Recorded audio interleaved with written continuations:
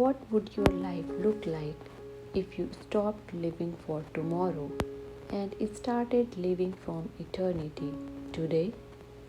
What would change if fear no longer ruled your choices? If excuses no longer weakened your spirit, and if your heart remembered with absolute clarity that God alone is the goal of life? Yogananda gave this powerful guidance to his great disciple, Rajarshi Janakananda. Every day live in eternity, fearing nothing, shirking nothing. God is the only goal. In just a few words, he gave a complete roadmap for spiritual living, a way to walk through this world with courage, depth, and divine purpose. Not half awake, not distracted, not defeated by fear, but rooted in the infinite. Let us reflect on what it means to live each day in eternity. Most people live from the surface of life. They wake up thinking of duties, problems, deadlines, opinions, worries, and plans. The mind is pulled in 100 directions, and without realizing it, the soul begins to feel buried beneath the noise. But Yogananda's message calls us higher. He is telling us, do not live merely as a body moving through time. Do not live as a restless mind chasing temporary outcomes. Live from the awareness that your soul is timeless.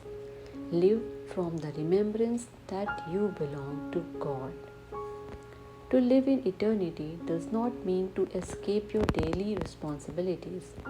It means to carry the consciousness of the eternal into everything you do. When you work, remember God. When you suffer, remember God. When you are tested, remember God. When you are joyful, remember God. When uncertainty comes, stand inwardly in the changeless presence of the divine. The world constantly tells us to hurry, compare, worry, and cling. But the soul whispers something very different.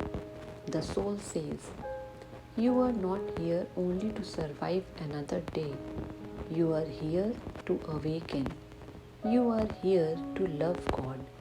You are here to know who you truly are. Then comes the next command, fear nothing. How much of human life is ruled by fear? Fear of failure, rejection, loss, sickness, fear of change, fear of what others think, fear of the future. Fear shrinks the heart. Fear clouds intuition. Fear makes us forget that God is near. But Yogananda is calling us into spiritual bravery, not the bravery of ego, but the bravery of faith. To fear nothing does not mean you never feel human weakness. It means you refuse to let fear become your master. It means you look beyond appearances and remember, God is with me. He is guiding me. God is greater than this challenge.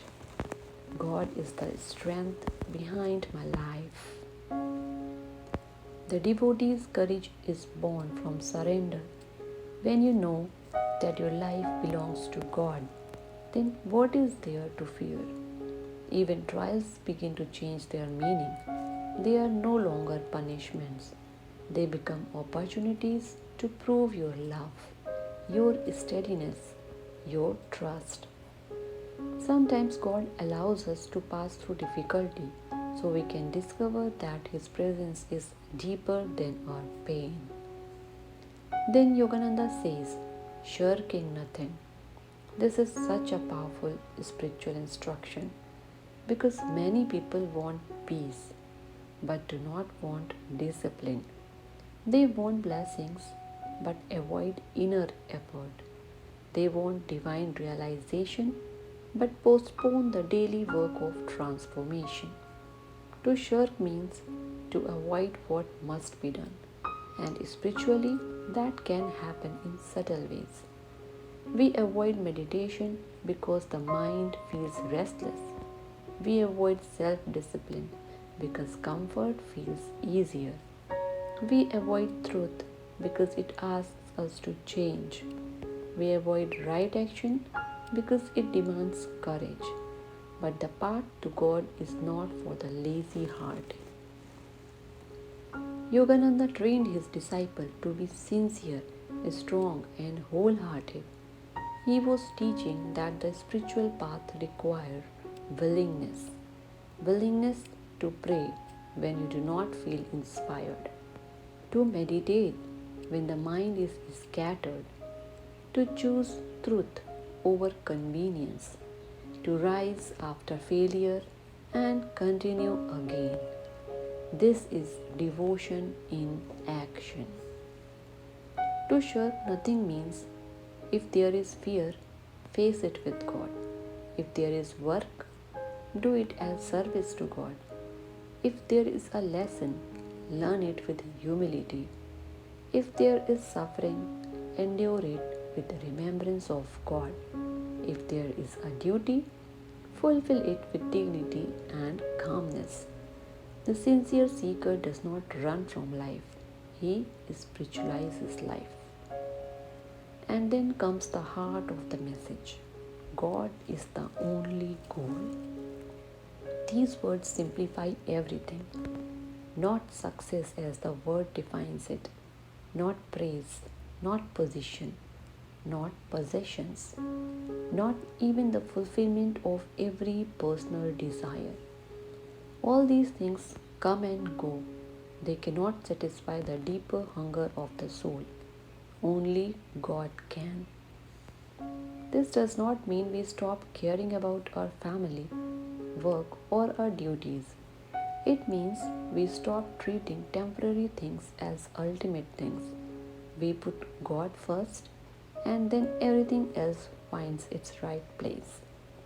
When God is the goal, work becomes worship. Relationships become expressions of divine love. Pain becomes purification. Success becomes gratitude. Failure becomes instruction. Life itself becomes a sacred journey back to the beloved. A person who lives this way becomes inwardly free, not because life becomes easy, but because the soul is no longer confused about why it is here. And this is the gift of Yogananda's message. He is telling us, live deeply, live bravely, live sincerely, live with your face turned towards the eternal. Every day, remember who you are. You are not a helpless creature lost in a passing world. You are a child of the infinite. You are a soul journeying toward God. So when you wake in the morning, do not just think, what do I have to get through today? Instead, ask, how can I live in eternity today? How can I remember God today? How can I fear less, avoid less, love more, and seek Him more deeply? That one shift can change your whole life. Today, whatever you are facing, whether uncertainty, struggle, pressure, disappointment, or silent longing, hold this truth close to your heart. Live in eternity. Fear nothing, shirk nothing. God is the only goal. Let that be your compass in confusion. Let that be your strength in weakness. Let that be your peace in the noise of the world. Because the day you truly make God your only goal is the day life stops feeling empty and begins to feel sacred.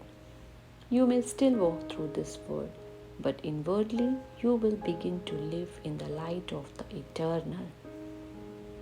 So ask yourself tonight, am I living for passing things or am I living for God?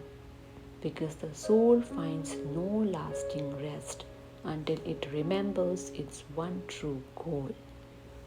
And perhaps that is why the deepest peace comes not when life gives us everything we want, but when the heart finally says, Lord, you alone are enough.